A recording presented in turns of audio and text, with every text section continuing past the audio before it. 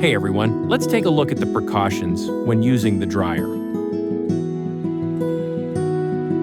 Empty pockets, zip zippers, and fasten buttons to keep the noise down. When using it, please note the following points. 1. Dry your clothes in the washing machine first. 2. Stretch the garment to prevent tangling. 3.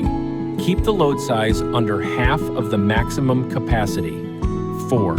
Don't add clothes halfway through. Make sure the door is firmly closed. Select the appropriate program. Press the Start/Pause button to begin the cycle until it is complete.